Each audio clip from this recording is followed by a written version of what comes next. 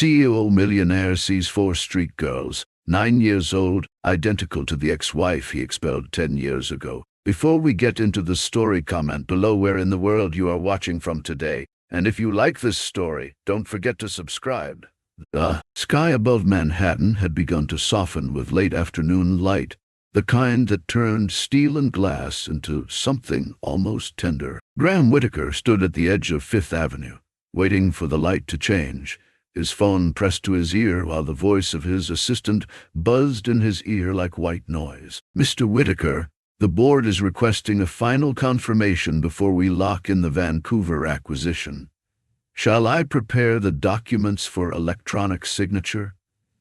"Do it," he replied automatically, eyes scanning the crowd that streamed past him. He barely registered the holiday lights already strung between lampposts or the Salvation Army bell ringing a block away. His mind was still 10 steps ahead, caught in the tangled numbers and corporate entanglements that had defined the last decade of his life.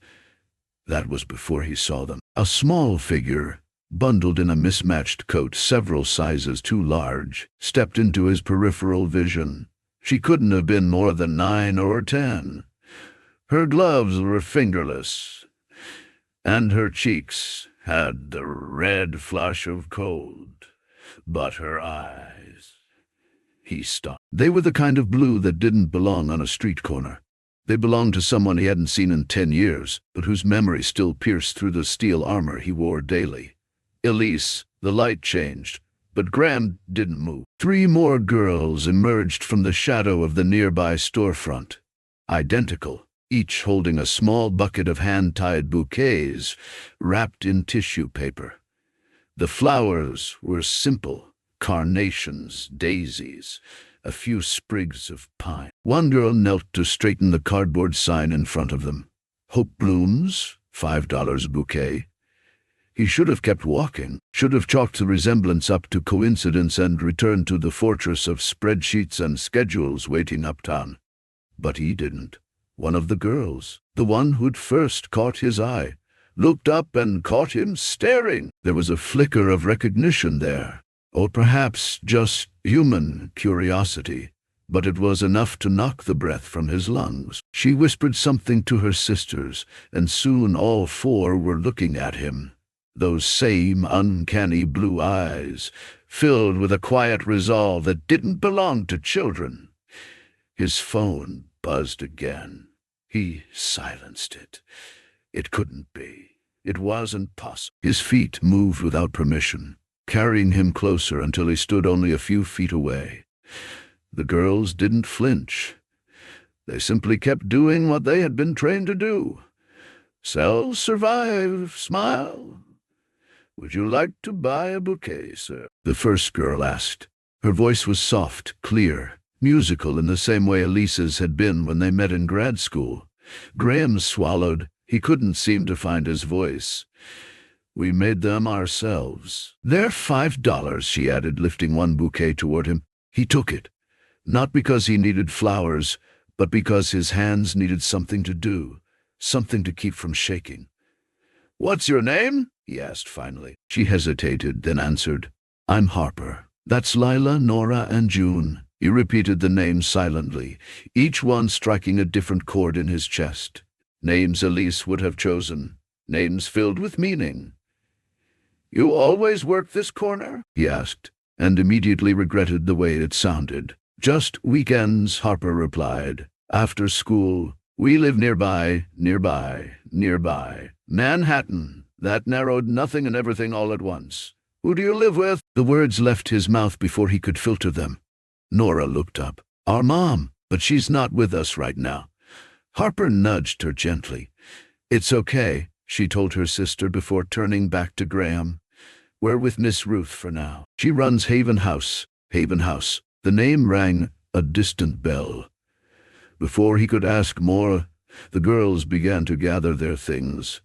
Their small hands worked quickly with the precision of experience. They'd done this before. Graham watched them go, the small bouquet still clutched in his hand. When he finally looked up, they had disappeared into the crowd. That night, Graham didn't go home. Not really. He returned to the penthouse with the $1 million view, the silent halls, and the untouched glass of scotch.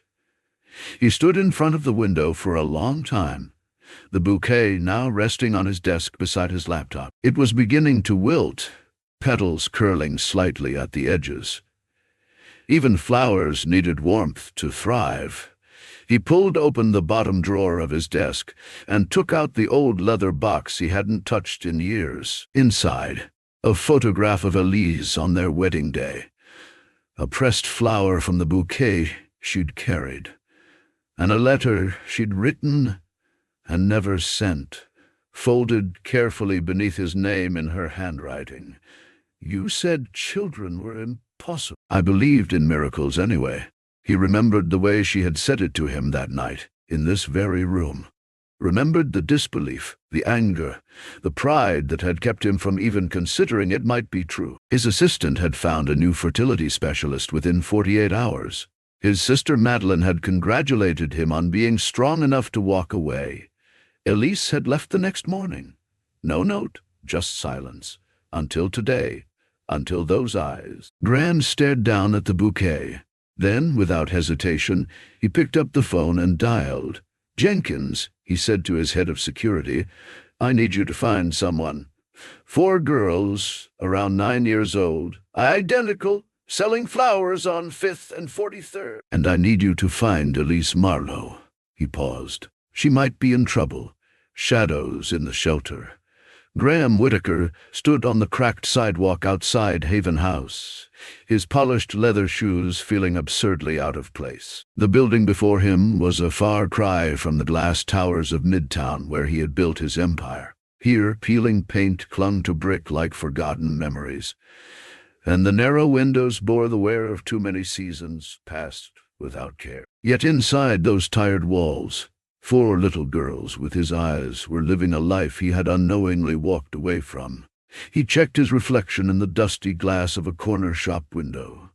Gone was the tailored suit and silk tie. Instead, he wore a simple navy sweater, jeans, and scuffed boots he'd never owned before last week. He adjusted his cap low over his forehead. The disguise didn't just mask his identity from the staff inside, it shielded him from the man he used to be. "Mr. Whitaker." A firm but kind voice pulled him back to the moment. A woman in her late 50s stood in the doorway of the shelter. Her silver hair was pulled back into a bun, her face lined with fatigue and compassion in equal measure. "I'm Ruth Devlin. You called about volunteering?" Graham nodded. "Just Graham. I'm looking to help however I can. I used to work with community kitchens years ago. Thought maybe I could give some time again." Ruth regarded him with a level of skepticism he'd come to expect. Wealth had always afforded him distance. Now he sought connection, and people like Ruth weren't easily convinced. "We always need hands," she said slowly. "But our kids have been through a lot. If you're looking for a feel-good afternoon, this may not be it." "I'm not here for that," Graham said, meaning every word. Inside, the shelter hummed with controlled chaos. The scent of institutional cleaner mingled with cooking onions, and the faintest trace of crayons. Children's laughter bounced down the hall, but it was the careful kind, laughter shaped by uncertainty. "You said you were good with a wrench?" Ruth asked as she led him past a room filled with bunk beds. "We've got a busted heater in the laundry room. You fix that, you'll be our hero." He nodded, grateful for a task to steady his shaking hands. It wasn't until later, while wiping grease from his fingers with an old rag, that he saw them. 4 girls, no older than 9, entered the dining area carrying buckets of small floral arrangements, the same ones he'd seen on the street corner 2 days before. They wore mismatched coats and oversized scarves, their cheeks pink from wind and youth. One of them, the smallest, laughed at something another said, and the sound stopped Graham in his tracks. That laugh, Elise's laugh, light as wind chimes. They worked quickly, placing bouquets along the tables. Not one fought. The tallest girl kept checking the others, straightening scarves, retying shoelaces. He watched them like a man watching ghosts. Ruth joined him at the edge of the room. "That's Harper, the tall one. Lila's the quiet artist. Nora's all backbone. And the little spark is June." "They run the flower stand downtown?" Graham asked, his voice carefully even. "Every Saturday and Sunday. Their mom taught them before things fell apart. Where is she now?" The question tasted like guilt. Ruth gave him a glance, and for the first time, something softened in her eyes. "Elise Marlowe, she's at Rikers. 4 months in. 2 to go, maybe, if we're lucky." Graham nodded slowly, as if learning it for the first time. "And the girls?" he asked. "No relatives? None willing to take 4 at once? They stay here under my guardianship, until Elise is out. We're just trying to keep them whole." That night, Graham didn't return to his penthouse. He slept in a converted storage room at the shelter, on a cot too short for his frame. He lay awake listening to the whisper of tiny feet padding across the linoleum floor, the giggles that broke out past lights out. In the morning, he found Harper struggling to lift a bucket of water from the industrial sink. "Here, let me," he said instinctively. She startled but didn't retreat. "Thanks. You new here?" He nodded. "First full day." "I'm Graham." She studied him a moment, eyes narrowed in that way children had when they sensed things adults tried to hide. "We don't get many men volunteering," she said bluntly. "Ruth says it's because some men forget how to stay." Graham didn't flinch. "Then I guess I better remember." He spent the day painting baseboards, mending broken cabinet doors, hauling boxes. He watched the girls with quiet reverence. They moved like a single unit, attuned to one another in a way that only those who'd learned to survive together could. When lunch came, he sat at their table. June offered him half her sandwich without prompting. "You look like someone who doesn't eat enough," she said solemnly. Graham laughed, then nearly cried. "That night," Ruth stopped him in the hallway. "You planning to keep coming back?" "Yes," he said. She nodded once, then held out a folded piece of paper. "The girls drew this for you. Said they liked the way you fixed the heater." He unfolded it alone in the dark. 4 smiling stick figures stood beside a tall man with blue eyes. They had written one word beneath it in careful block letters: friend. He hadn't felt worthy of that word in a long, long time. And so, for the first time in over a decade, Graham Whitaker began to rebuild not a company, but a connection. One smile, one broken faucet, one fragile drawing at a time. The letters that never came. Graham Whitaker sat in his vast office, the golden hues of sunset casting long shadows across the floor-to-ceiling windows. On the desk before him rested an old wooden box, its hinges slightly rusted, its surface worn smooth by time. His heart pounded as he lifted the lid, revealing dozens of unopened letters, each one penned in the unmistakable handwriting of Elise Marlowe, the woman he once called his wife. His fingers trembled as he picked up the first envelope, the paper soft with age. The words on the page felt like echoes from a life he'd tried to forget. "Dearest Graham, I know this is hard to believe, but I'm pregnant. It's a miracle. We both thought it was impossible. I pray that one day you'll understand and believe." Graham blinked, his vision blurring with emotion. He remembered that day, when Elise had stood before him, nervous but glowing, and he'd rejected her. He'd clung to what the doctors had said years ago, that he could never father a child. Instead of hope, he'd chosen certainty. And in doing so, he'd shattered them both. He reached for another letter. "Graham, I don't understand why you won't answer me. I've written so many times. The girls ask about their father every day. Please, if you ever cared, please respond." The weight in his chest grew unbearable.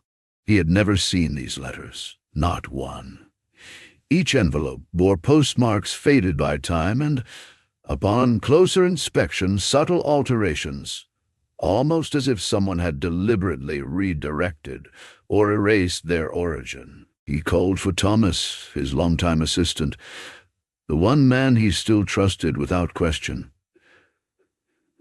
"Thomas, I need you to look into something.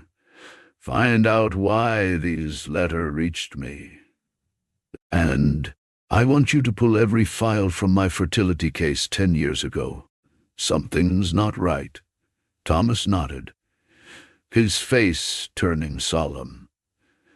3 days later, Thomas returned, a file in hand, his expression grim. "Mr. Whitaker," he began, "I found the answer. Every letter Elise sent to your office or residence was intercepted. Madeline gave instructions to have anything from Elise redirected to her." Graham felt his stomach drop. "There's more," Thomas continued. "I pulled the medical records, your original diagnosis. It didn't actually say you were sterile, only that your fertility was extremely low. The summary you received was altered. It appears that someone pressured your doctor to present a more definitive conclusion." Graham stood, walking slowly to the window, his hands clenched. His voice was low, controlled, and dangerous. "Madeline." Thomas didn't answer. He didn't have to. Memories returned in a flood. Madeline's whispered doubts, her gentle suggestions that Elise was lying, manipulating. He had believed her, trusted her. "She took everything from me," he said quietly. "Not just Elise, my children." He turned back to Thomas. "Thank you. This changes everything." That night, Graham couldn't sleep. The letters lay spread across his desk, each one a monument to missed chances and silenced truths.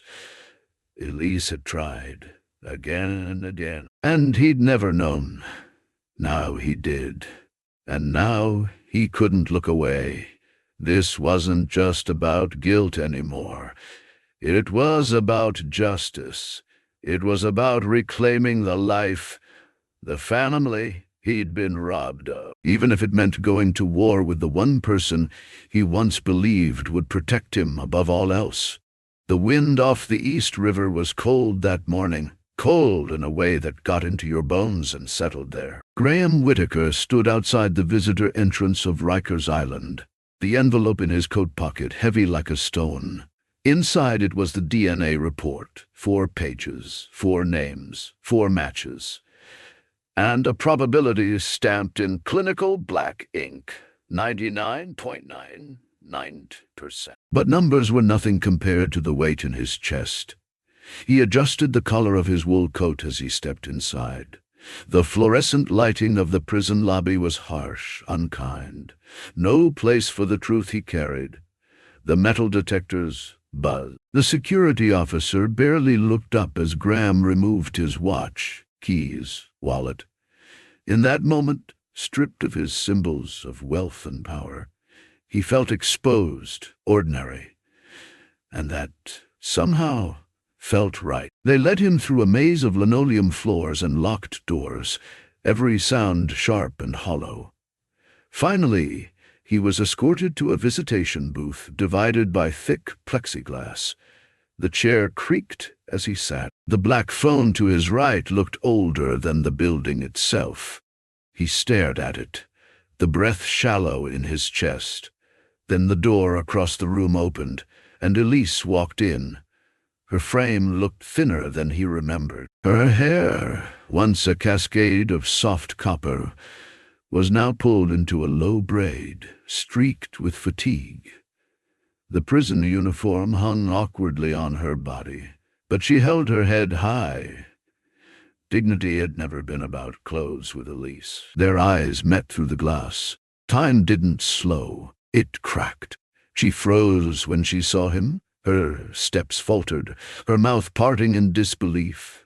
Then, slowly, warily, she took the seat across from him and lifted the receiver.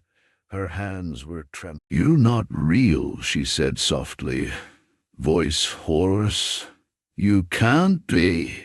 Graham picked up his receiver. "I'm real. Why are you here?" Her tone was not angry, not yet. It was more like standing at the edge of a cliff, waiting to see if the ground gave way. He reached into his coat, pulled out the envelope, and pressed it gently to the glass. She didn't take her eyes off him.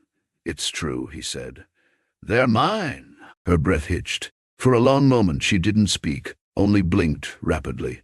And then one small laugh. It wasn't joyful.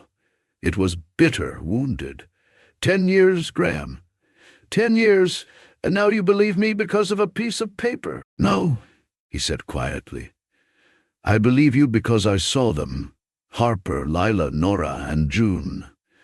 I saw your eyes in their eyes, and I saw mine, too." She looked away, her shoulders tight. "I tried to tell you. I wrote again and again. I begged you to just listen.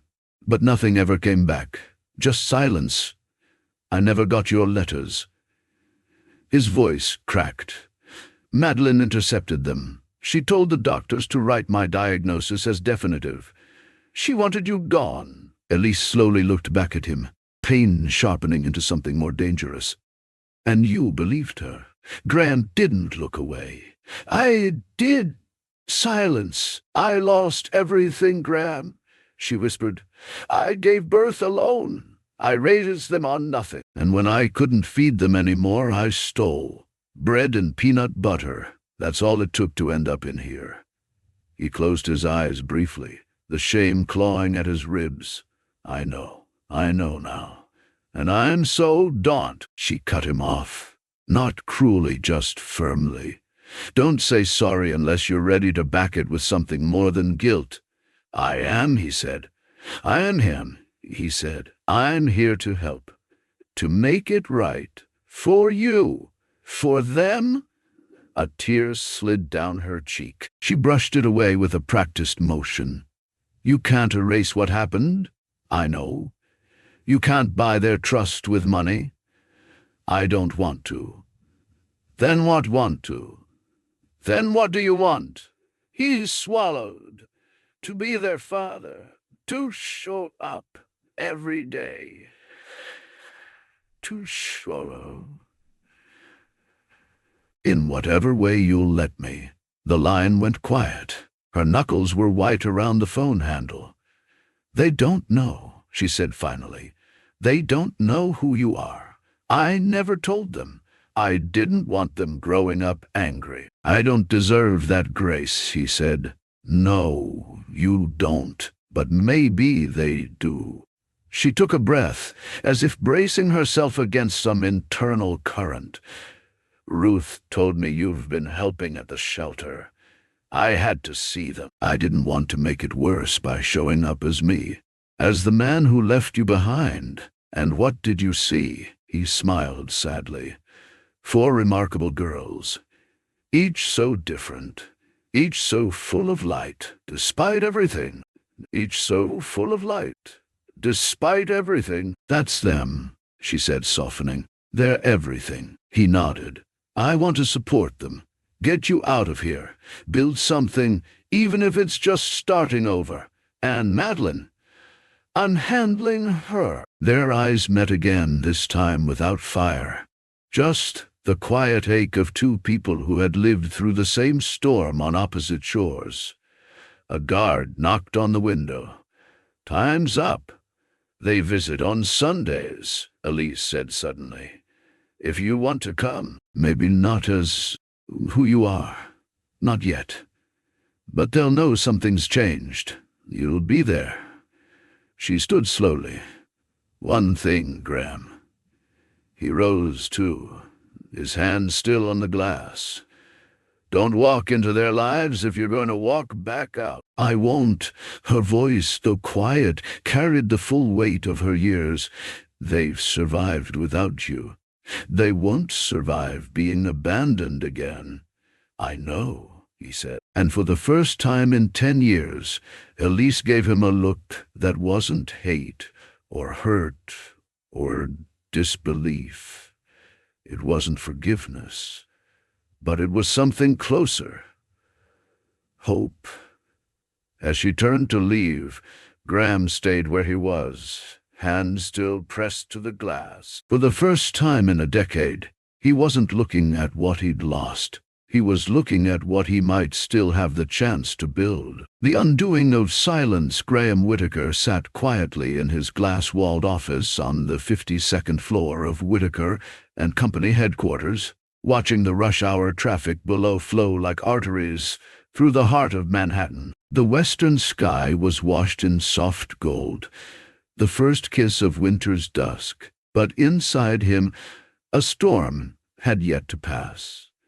For the first time in a decade, Graham didn't feel in control. Not because he lacked power or wealth. He had plenty of both. But because the truth, delicate and devastating, had torn through everything he thought he knew. Madeline entered the room as if the world still revolved around her. Dark blue designer dress, a polished smile, and eyes sharp enough to slice glass. "You asked to see me," she said, brushing a strand of hair behind her ear, never breaking eye contact. "What's so urgent that you skipped the Tokyo investment meeting?" Graham didn't respond. He reached into his drawer and placed an envelope between them. "What's this?" "Letters from Elise. Dozens of them. Sent to Whitaker Tower, to my private residence, even to the old headquarters. All returned, marked undeliverable or refused, each one signed by her hand." Madeline raised a brow. "Probably a mail mishap." "No." His voice dropped. "I hired an investigator. There were mail redirects, internal confirmations. They all lead back to the same name. Yours?" The air thickened between them. "You think I don't think. I know." He opened another envelope, this one containing a copy of his old medical report. Infertility diagnosis, altered, rephrased. Dr. Whitman admitted he was pressured. "What?" "The person who called his office 3 days before the final test, you again." Madeline rose to her feet, her leather chair slamming into the wall. "You're accusing me? After all I've done to protect the Whitaker name. After all I've done to protect the Whitaker name." "You weren't protecting the family," Graham said, standing too. "You were protecting a lie, and you destroyed my family to do it." "She was never right for you," Madeline hissed. "She made you soft, emotional. Elise was a threat to everything we built." "No," he interrupted, voice cutting like steel. "She was the best thing that ever happened to me. And those girls, well, they're everything I never knew I needed." Silence pressed down like a weight. Madeline clenched her fists. "So now what? You're going to dismantle the company to chase after some cheap sense of redemption?" "No." He turned his laptop and displayed a legal document on the large wall screen. "I've removed you from all financial authorizations. The board's been informed. Effective today, you're no longer executive vice president, and all relevant legal files have been turned over to our attorneys." Madeline paled. "You can't do that. You can't do that." "I'm a Whitaker. So are Harper, Lila, Nora, and June." Graham's voice softened but didn't waver. "Family isn't about legacy. It's about love. Something you never understood." Her face twisted with fury. "You'll regret choosing them." "No," he said quietly. "This is the first decision in 10 years I won't regret." She left without another word. Graham remained in his office, heart pounding, mind already turning toward the next battle, Elise's appeal, the girl's future, and the life he was now determined to rebuild from the ashes of his silence. This time, he would not be absent. This time, he would fight for truth, for justice, and for the family that should have never been taken from him. The quiet apartment. The key trembled slightly between Elise's fingers as she stood in front of the door, marked for C. Her coat, still one issued by the state, hung awkwardly over borrowed clothes from Haven House. The metal key warmed slowly in her palm, as though waiting for her to believe she could truly use it. Behind her, 4 small sets of eyes watched her every move with anticipation. Harper, ever the oldest by minutes, clutched her mother's side. Lila leaned against the doorframe, her eyes darting nervously between Elise and the hallway. Nora bounced on her toes, mouthing guesses of what the apartment might look like. And June, sweet, hopeful June, held a small potted daisy with a ribbon tied around its clay base. "It's just a door, Mama," June whispered. "We've walked through hundreds." Elise smiled softly, then glanced to her right. Graham stood beside her, dressed in jeans and a flannel shirt, a far cry from the tailored suits he once wore in photographs she'd forced herself to stop looking at. He said nothing, only gave her a quiet nod that said, "This is yours." Taking a breath so deep it ached, Elise unlocked the door. The hinges creaked open to reveal a warm space filled with gentle light from tall windows. Cream-colored walls, polished hardwood floors, and furniture that spoke of comfort rather than wealth.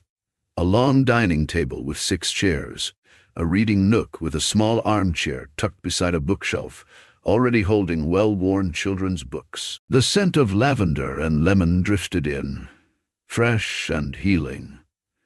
The girls surged forward, laughter chasing away the last echoes of institutional walls. Harper opened every cupboard. Nora jumped onto the plush couch with a delighted squeal. Layla examined the kitchen tiles with designer's instinct. June tiptoed to the windows and whispered, "It's like a dream." Elise stepped in slowly, each footfall feeling surreal. She turned to Graham. "It's perfect," she said, her voice raw from weeks of held-back emotions. "But why? Why give me all this?" Graham looked around the apartment like he was seeing it through her eyes for the first time. "Because it should have been yours a long time ago," he replied. "Because I owe you more than I can ever repay. And because this time I want you to have control, without strings. It's deeded in your name, completely." Tears prickled Elise's eyes, but she blinked them back. She couldn't afford to break. Not now, not in front of him. "And you?" she asked, her voice low. "Where do you go from here?" He hesitated. "I don't have a map yet, but I know I want to be around. If you'll let me." The girls came rushing back in, interrupting the fragile moment. "Mama, there are 2 bathrooms," Nora shouted. "There's even a spot for your flower stand, Mama," said Harper. June tugged at Graham's hand. "We saved you a seat at the table." He looked to Elise for permission. She gave him the faintest nod, and he followed the girls to the kitchen. They insisted on setting up a welcome dinner with peanut butter sandwiches, carrot sticks, and a pitcher of lemonade made from powder. At the table, Graham sat awkwardly at first, elbows tucked in, unsure of his place. But as Nora showed him how to fold a napkin like a swan, and Lila made him promise to try her experimental pickle chip sandwich, the distance began to erode.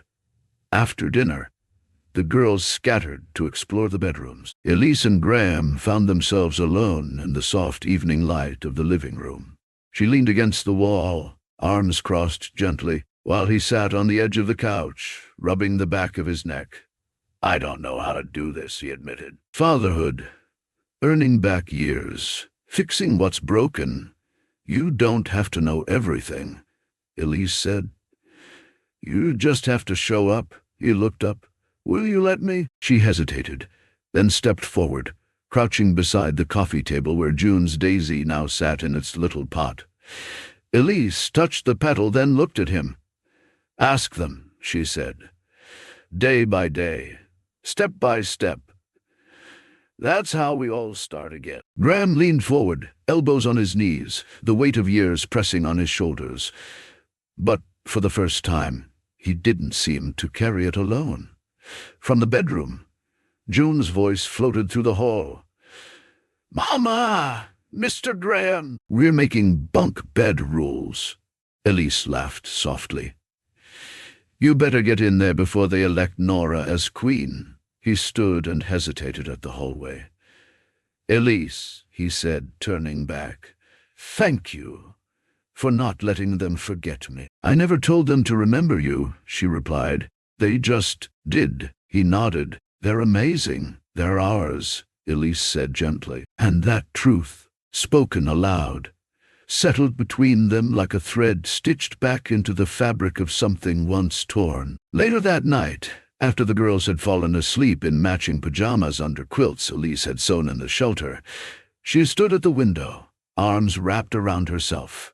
The city lights shimmered below, unfamiliar but not unwelcome. She heard Graham's footsteps behind her.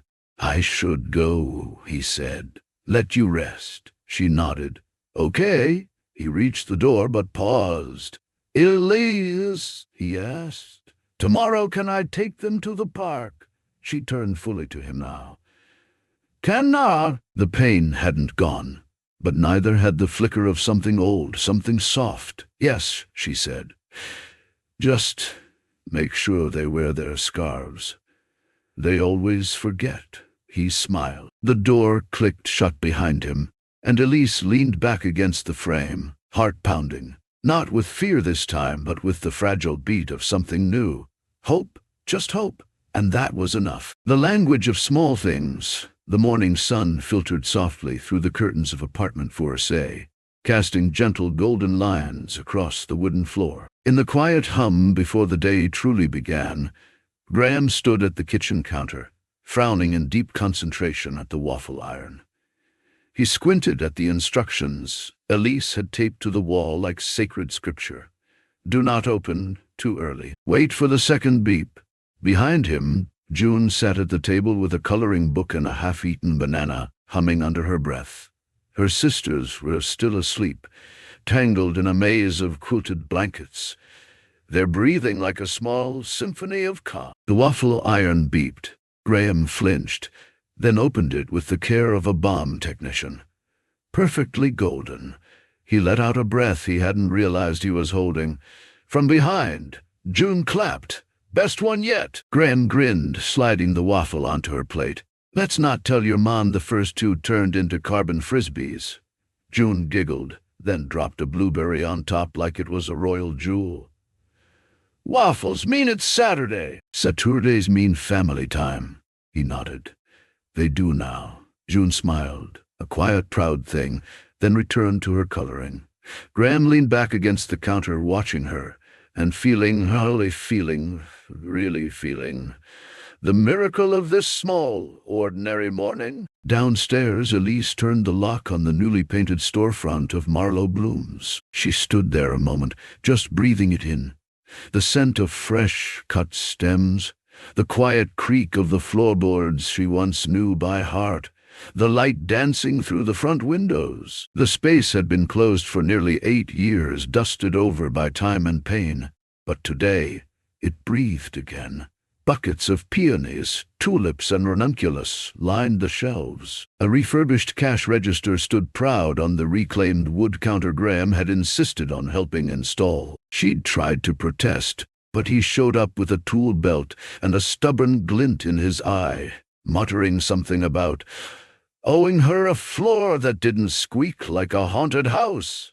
Now it was beautiful, not grand, not expensive, but honest. She looked up and saw the small chalkboard sign by the window that Harper had written yesterday.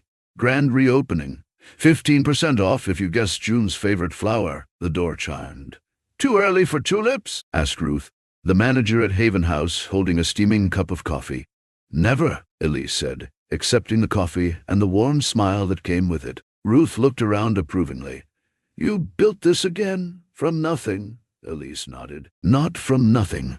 From hope and help." They both knew what she meant. By mid-morning, Graham was at the park with the girls. He wore a T-shirt Nora had declared too plain in sneakers that still felt foreign to his previously polished feet. They were on the swings, Nora pushing Lila, June building a lopsided sandcastle, Harper sitting beside him with a clipboard. "Budget," Harper said with businesslike authority. Graham blinked. "Budget? For the family picnic next weekend," she said, tapping her pen. "We need watermelon cheese sticks, 1 pack of juice boxes, and 3 emergency cookies." "That's non-negotiable?" Graham tilted his head. "Emergency cookies? In case someone feels left out." "It happens," Harper said, already scribbling. He studied her face, so serious, so deliberate, just like Elise when she used to plan dinner parties in the early days of their marriage. "I think we can stretch the budget," he said. "Good," she said, ticking a box. "Because we also need paper plates with flowers, not plain." "Lila says plain is sad." He chuckled, then stood to follow June, who was now waving him toward the sandbox. "You gotta help with the tower," she said, handing him a plastic shovel. "Yours is the lookout." "My specialty," he nodded solemnly, getting on his knees in the sand. Later that afternoon, the girls helped Elise close the shop. The bouquets nearly sold out, thanks to curious neighbors and word of mouth from Haven House volunteers. As Graham swept the floor, Lila examined the display shelf. "Next time, you need more blue flowers," she said. "Like the ones in Mommy's wedding picture." Elise's hand paused on the register. Harper, from behind, added, "It's the one where you're both smiling. For real." There was a pause in the air. Elise looked at Graham. He met her gaze, not with discomfort, but with something softer. That night, they all gathered around a movie in the living room. June curled up against Elise. Nora sat half asleep in Graham's lap. Lila and Harper shared the oversized armchair. During a lull in the movie, Elise reached over and adjusted the blanket that had slipped from June's shoulder. Graham mirrored the gesture, brushing a strand of hair from Nora's forehead. Their eyes met again. No declarations, no promises, just the acknowledgement of presence, of choosing to stay. At bedtime, Elise tucked each girl in. Graham stood by the door, watching her. "You always knew what each one needed," he said quietly. "I learned by listening," she said. "And by failing," he nodded. "I'm still learning," he admitted. "You're doing okay," she said. He exhaled. The most valuable compliment I'd received in a decade. In the quiet of the kitchen, Elise made tea. Graham stayed behind after the girls had drifted to sleep. She handed him a mug, and they stood by the window looking out over the city that never stopped moving. "You still don't regret it?" she asked. "The time we lost," he said. She nodded. He shook his head slowly. "I regret not fighting harder then, but I don't regret this now." Whatever we're building, they sipped in silence for a while. Then Elise said, "We're not a love story, Graham. Not the way people expect." "No," he agreed. "We're something quieter, but maybe stronger." She smiled, a soft, knowing smile. Outside, the wind carried the distant sound of a siren, the buzz of life, the energy of a world still broken, but still spinning. Inside, the apartment glowed with the light of something steady, something like healing, something like family. What we build from ashes, the elevator chimed softly as it opened onto the 39th floor of Whitaker Tower. For nearly 2 decades, this space had been the heart of Whitaker Industries. Glass-walled, marble-floored, pristine. Yet today there was something different in the air. A quiet rumble of tension, a pause in the rhythm of power. Graham Whitaker stepped into the conference room not in his usual tailored charcoal suit, but in a soft navy blazer, an open-collared shirt, and the faint trace of sleep deprivation under his eyes. But there was a clarity to his presence now, a gravity that came not from dominance, but purpose. The room, already occupied by the board members, hushed as he entered. At the head of the table, an empty chair, Madeline's chair. He sat without fanfare. "Thank you all for coming," Graham began, his voice calm but resolute. "Today marks not just a shift in leadership, but a shift in values." Whispers rippled. He let them settle before continuing. "You have all been informed of the internal investigation. The findings were unambiguous. Madeline Whitaker engaged in systemic interference in personal, legal, and corporate matters, including attempts to manipulate judicial outcomes and suppress familial correspondence. A few faces paled. Some had suspected. None had spoken. "Effective immediately," Graham continued, "Madeline is removed from all decision-making positions and placed under legal review. Her actions, though executed under the banner of family loyalty, betrayed everything this company should represent." He paused. "But this moment is not just about accountability. It's about what we choose to build from here." Graham stood, pushing the chair gently back. "Whitaker Industries will be restructuring. Effective this quarter, 30% of our annual surplus will be redirected to the newly established Whitaker Foundation, an initiative focused on transitional housing, youth education, and community rebuilding. Our first action, a full restoration and long-term funding plan for Haven House." Gasps, murmurs. One board member stood. "Graham, are you—" "I'm entirely serious," he said. "We built an empire chasing numbers. We will now build something that matters." That evening, Graham arrived at Haven House carrying a folder of blueprints and a box of pastries. Ruth met him at the door, eyes narrowing at the latter. "You trying to bribe me with carbs again?" "It worked last time," she sighed but took the box. "Come on. The girls are in the community room." Inside, the space buzzed with energy. Harper was teaching Lila how to organize inventory. June was seated in a corner with an elderly resident, holding her hand and telling a story that involved unicorns and waffles. Nora was sorting donated clothes with surprising efficiency. "You look tired," Ruth noted. "I am," Graham said honestly, "but also steady." He laid the blueprints on the table. "Here's what we're thinking. Expanded dormitories, separate living quarters for families, counseling rooms, a full-time childcare staff." Ruth blinked. "You're not just painting the walls, are you?" "No," Graham said. "We're rebuilding it entirely. Not just as a shelter. As a place where people start again." She touched the edge of the paper softly. "You're doing this because of them." He nodded. "Because of them. Because of Elise. And because for too long I stood still." Later that night, Elise joined him on the rooftop of their apartment building.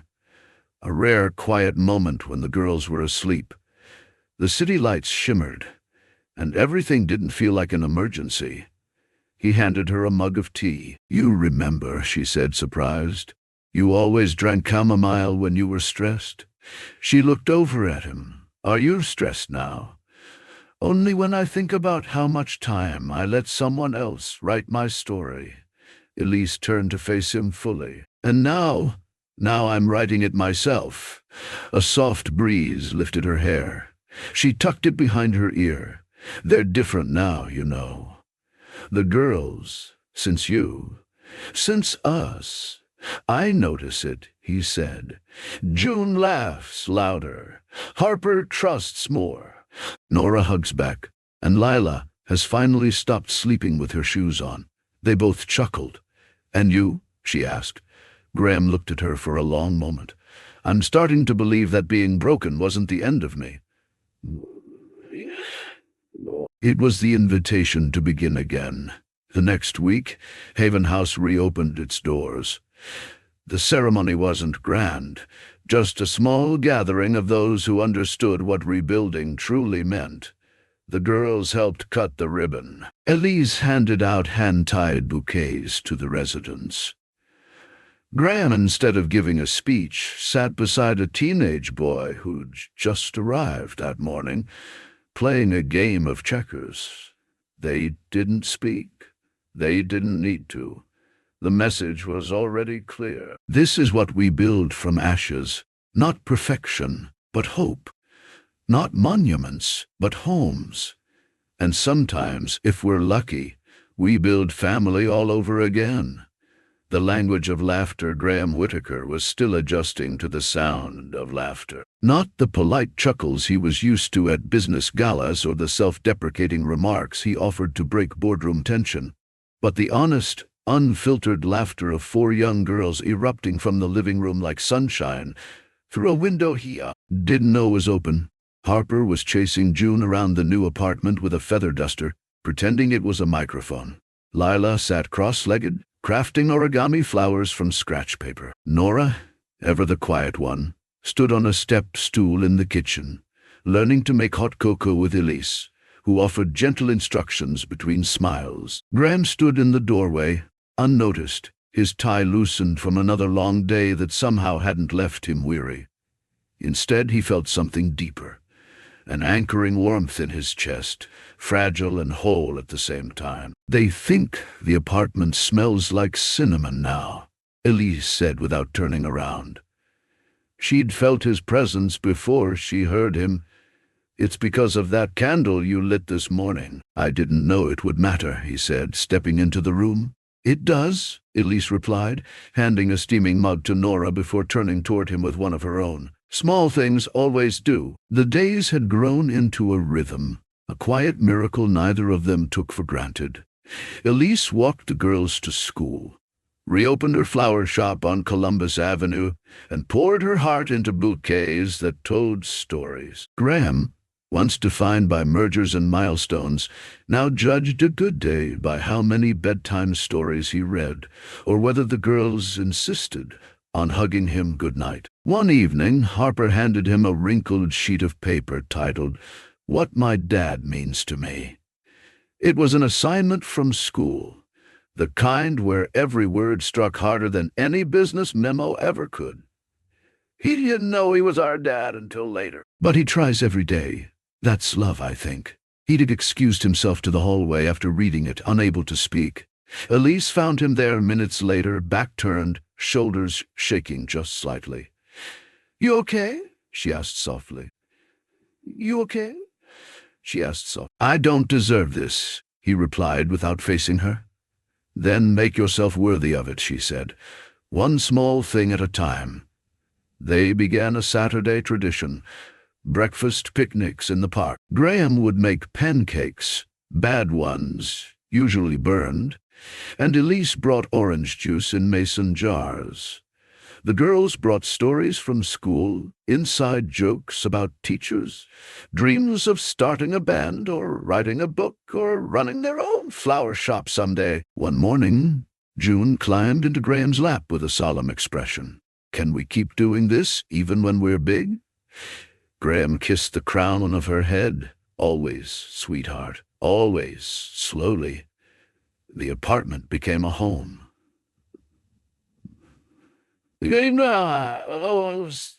Slowly, the apartment became a home. Graham learned to braid hair, not well, but with effort that earned squeals of delight. He drove the carpool when Elise had early deliveries. They held family meetings, voted on chores, and even hosted a spaghetti dinner for Haven House staff as a thank you. There were setbacks, tears over forgotten birthdays past, fear of losing everything again when Elise caught the flu, and the girls panicked. But Graham stayed. That was the difference. He showed up, and when he didn't know what to say, he listened. When he didn't know what to do, he asked, and little by little, love filled the silences left behind by pain. One night, as Elise tucked Zoe into bed, the little girl whispered, "Mommy, Is it okay to be this happy? Elise paused, blinking back tears. It is now, darling.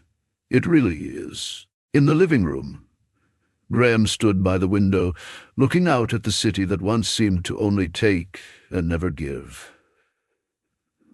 Behind him, he heard soft footsteps and turned to find Harper holding a pillow. "You forgot our good-night hug," she said with mock indignation.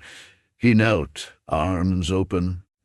"How could I forget the best part of my day?" That night, as the girls dreamed peacefully in their shared room, Graham sat beside Elise on the couch. They spoke of nothing in particular, shared silence like a favorite song, and in that moment, surrounded by laughter faded into night and hope stitched into routine, Graham realized something he never learned in a boardroom.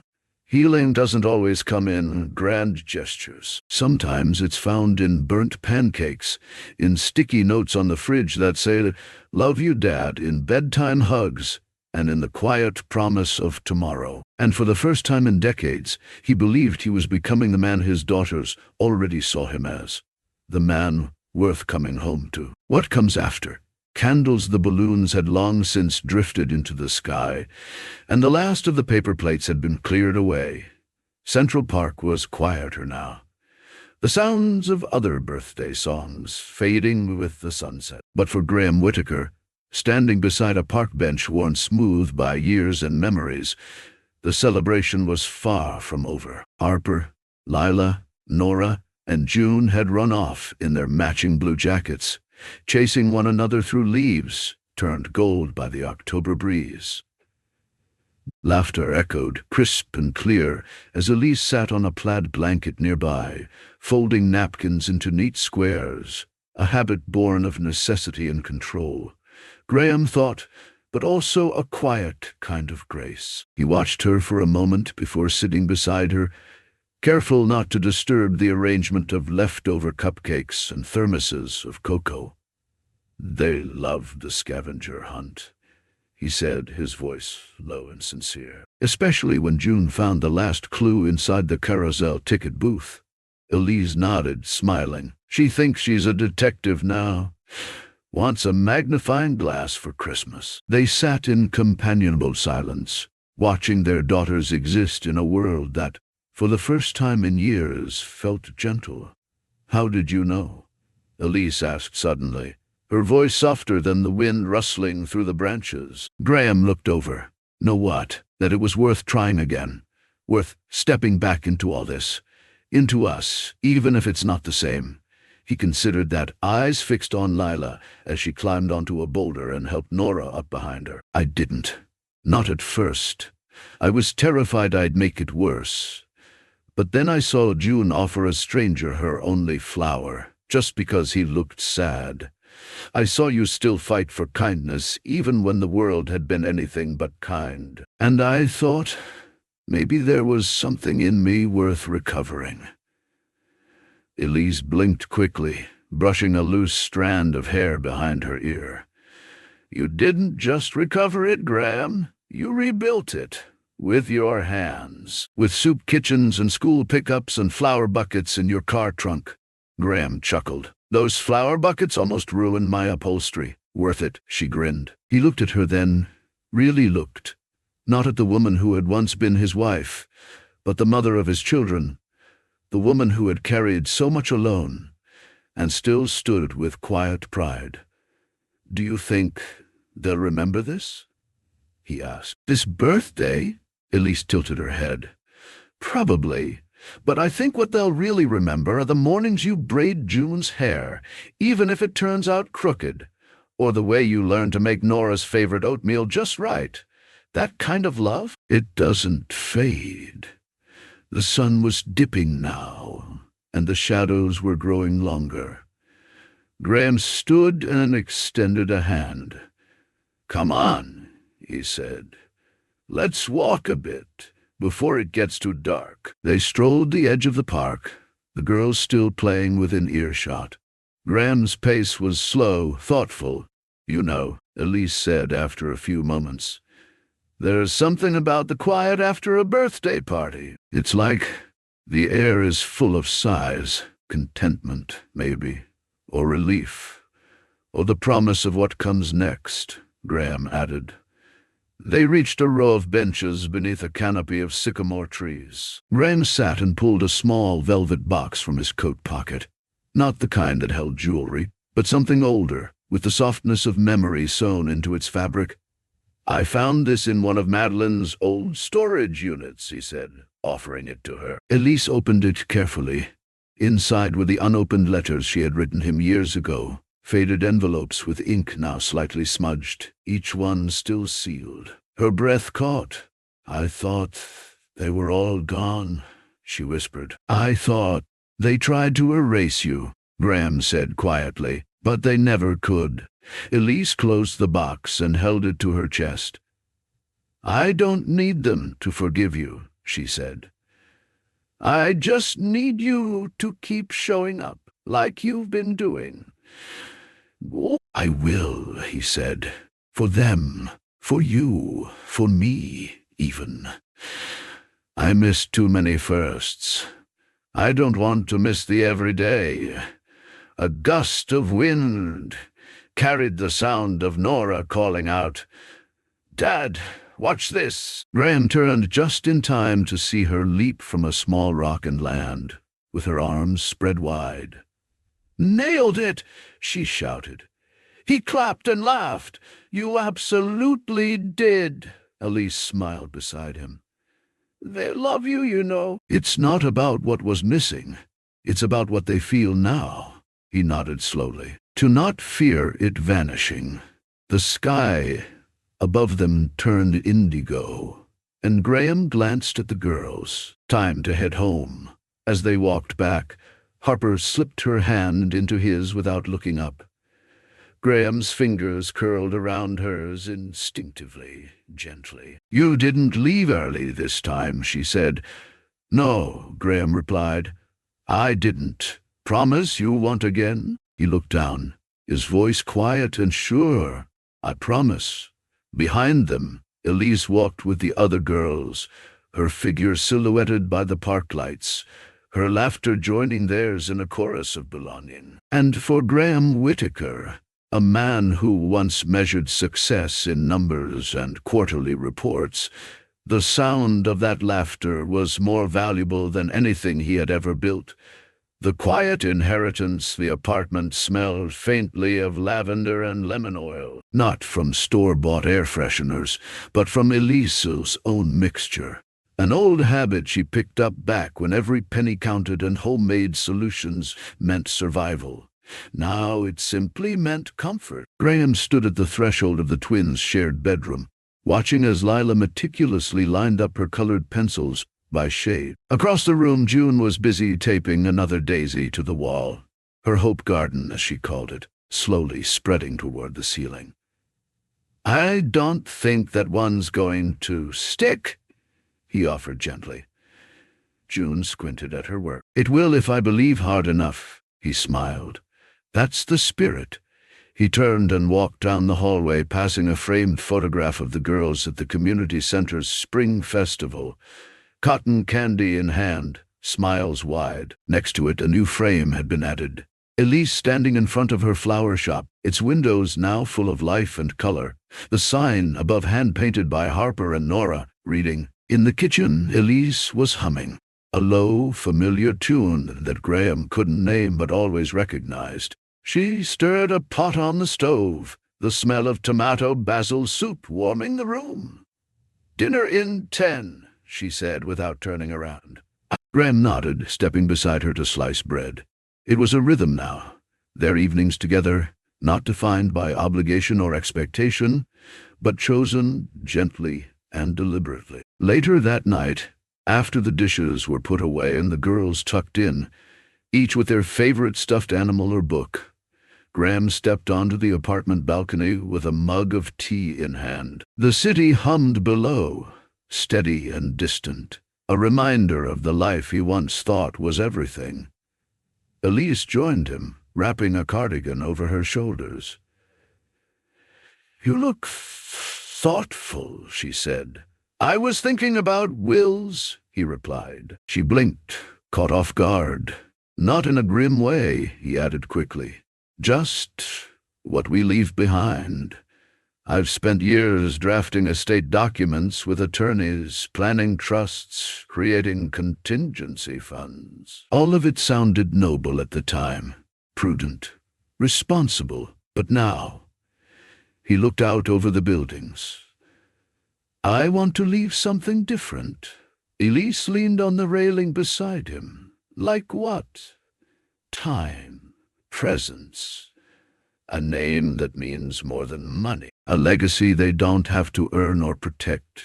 Just feel safe under. She was quiet for a moment.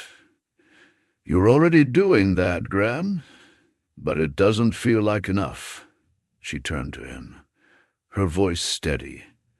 You can't rewrite the past, but you can show them every single day that love is louder than absence.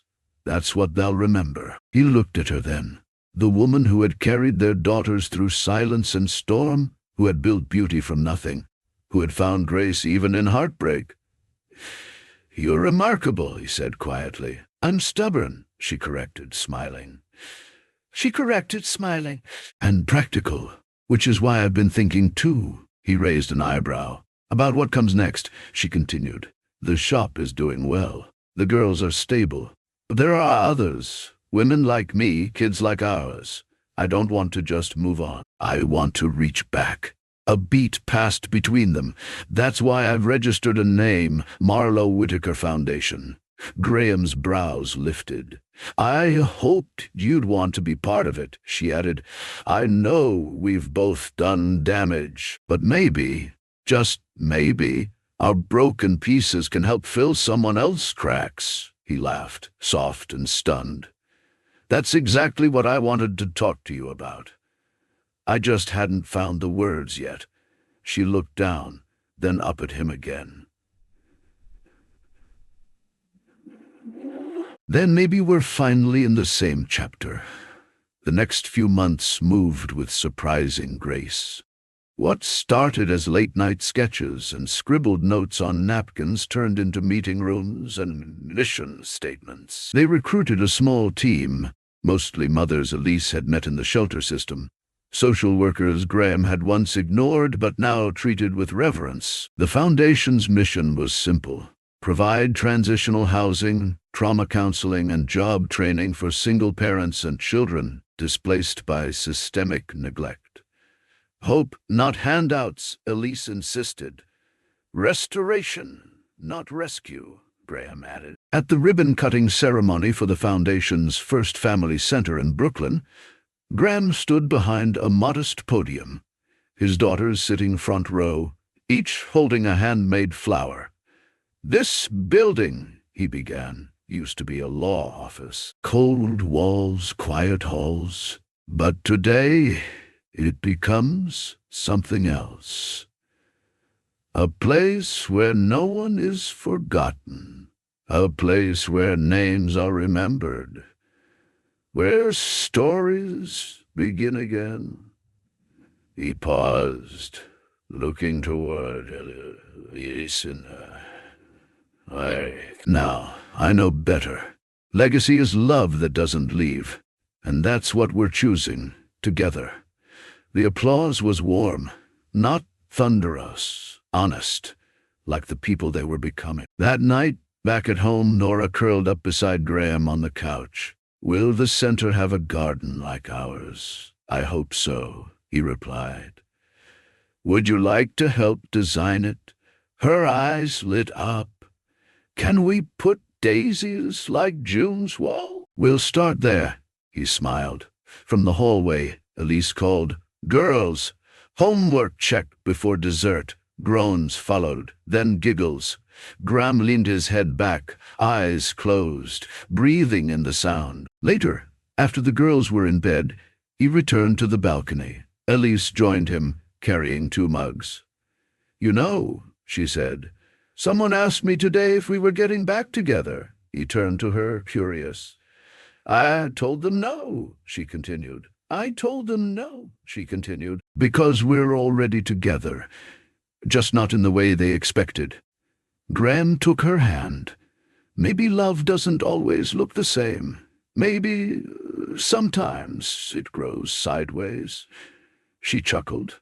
Sideways works for me. They stood in silence a while longer, the city lights flickering like fireflies below. Inside the apartment, 4 small girls dreamed beneath quilts, their rooms quiet, their lives no longer waiting for rescue, but blooming from soil that had once only known loss. And in that stillness, Graham understood. This was the inheritance. Not money, not buildings, not a name carved in stone, but bedtime stories, and daisies taped to walls, and the sound of 4 daughters calling him Dad, like it had always been true. The quietest victory. It was just after 6 a.m., when the first sliver of morning sun broke through the curtains of the modest brownstone that now held more love than most mansions ever could. The apartment was still, save for the gentle clinking of ceramic and silverware from the kitchen. Graham Whitaker, once the most feared name in boardrooms across Manhattan, stood at the counter carefully pouring pancake batter onto a warm skillet. A slight hiss, the smell of vanilla and cinnamon, and the satisfying sizzle of breakfast beginning. From the hallway came soft padding footsteps, bare feet on old wood. A moment later June appeared, hair a tangled crown, her favorite worn bunny clutched to her chest. "You're up early," Graham whispered, flipping a pancake with quiet pride. June nodded sleepily, climbing up onto the tall stool beside the kitchen island. "I heard the pan," she said. "And I smelled the cinnamon," he smiled.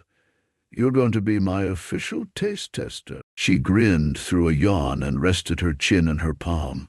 It had become a ritual, these morning moments, not born of grand gestures, but of small, steadfast choices. Graham never imagined that joy could be so soft, so quiet, so real. And yet here it was, in the way June leaned into his shoulder as he cooked, in the way Elise hummed from the bedroom as she folded laundry, in the way Nora, Harper, and Lila would soon burst in asking if he remembered who liked their syrup warm. 10 years ago, he thought success lived in towers of glass and steel. Now, it lived in giggles, echoing down narrow hallways, in crayon drawings taped to refrigerator doors, in the gentle way Zoe had once fixed his tie and said. The others joined soon after, each in their own morning rhythm. Nora with her braids slightly askew, Harper already carrying a notepad filled with new ideas for the foundation, Lila clutching the latest book she refused to put down. They set the table together, mismatched plates and napkins folded like little tents. Elise emerged last, stretching her arms and smiling as if she'd just stepped out of a better dream. No one mentioned the past that morning, not the 10 years lost, not the betrayal, not the regret, because there was no need to. They sat down, bowed their heads in a moment of silent gratitude, and began. Graham watched them eat, his daughters, his life. Elise, still the strongest woman he'd ever known, now radiant in her quiet, confident grace. "You've got syrup on your nose," he told Lila, reaching with a napkin. "I'm saving it for later," she teased. Nora, mouthful, pointed a fork at it. "Did you finish the speech for tonight?" Harper groaned. "Ugh, not the gala? Hey," Elise said, chuckling. "The Marlowe Whitaker Foundation's first major benefit. It's a big deal. Too many suits," Harper mumbled. "Too many cameras," Lila agreed. Graham raised an eyebrow. "Too many reasons to remember why we're doing it." The table quieted. Even at their age, they understood what that foundation meant.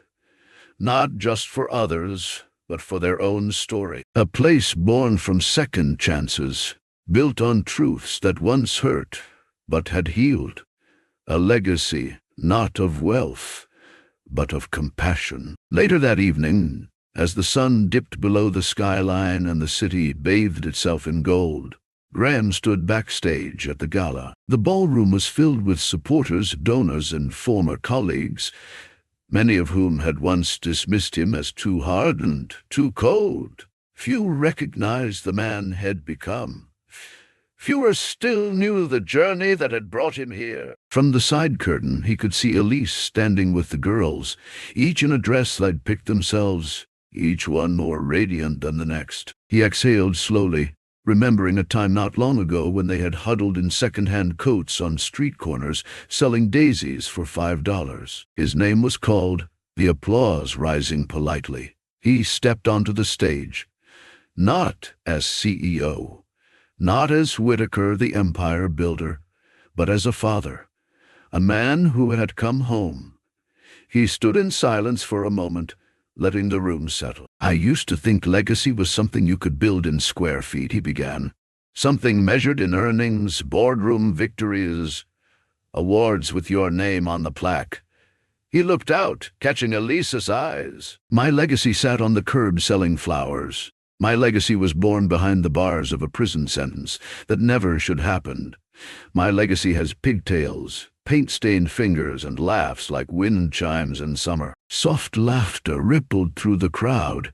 "I thought I'd come tonight to thank you for your support," he continued. "But really, I came to remind myself, and maybe you, that sometimes the greatest empires we ever build live not in what we control, but in whom we choose to show up for." He stepped down to a standing ovation, but what mattered most was the four voices cheering loudest in the front row. That night after the gala, they didn't return to a penthouse. They walked, hand in hand, through the quieter streets, stopping for pretzels and dancing in a splash of puddles near the corner of 5th Avenue and 53rd, right where it had all begun. "Girls," Elise said gently, pulling out a small wrapped gift. "You can open this now." Inside was a photograph, old, worn, with edges fraying. Victoria Elise Marlowe, in a hospital bed, holding 4 tiny babies, wrapped in identical blankets. On the back, her handwriting still faint but firm. "Tell their father they're waiting." They passed the photo to Graham, who had never seen it before. His hands trembled as he traced the image. 4 little lives he hadn't known, had nearly missed. He looked at each of them now, taller, stronger, unbreakable in their bond. "I waited too long," he whispered. Harper shook her head. "But you came, you stayed," Nora added. "And you listened," said Lila. June reached for his hand. "And you're here. That's all that matters." They continued walking, the city quiet around them, hearts full. There would be other storms, other regrets, other tomorrows. But tonight was theirs. The kind of night that didn't need castles or crowns. Just family, forgiveness, and the kind of love that never asked for anything more than to be believed in. And Graham, who once ruled skyscrapers but lost everything that mattered, had finally won the only thing that ever truly did. A lesson from the quietest victory. When love and presence matter more than success, the story of Graham Whitaker isn't just a moving journey of a father finding the children he once lost. It's also a mirror held up to our modern lives, where titles, power, and achievement are often treated as the only measures of worth. But through his path to becoming a true father, Graham learned what many of us forget. Presence, listening, and love are the most precious legacies we can leave behind. In today's fast-paced world where we chase goals, deadlines, and social validation, it's easy to overlook what really matters. Children don't need expensive gifts as much as they need family dinners. They don't need mansions nearly as much as they need warm hugs before bedtime. This story reminds us that sometimes the best thing we can offer the ones we love is simply to be there, fully, sincerely, and consistently. even if imperfect. Graham lived 10 years in regret and misunderstanding, trusting others to decide for him, choosing reputation over love. But he came back step by step, through pancakes at breakfast, bandaging old wounds, and rebuilding not with money, but with presence.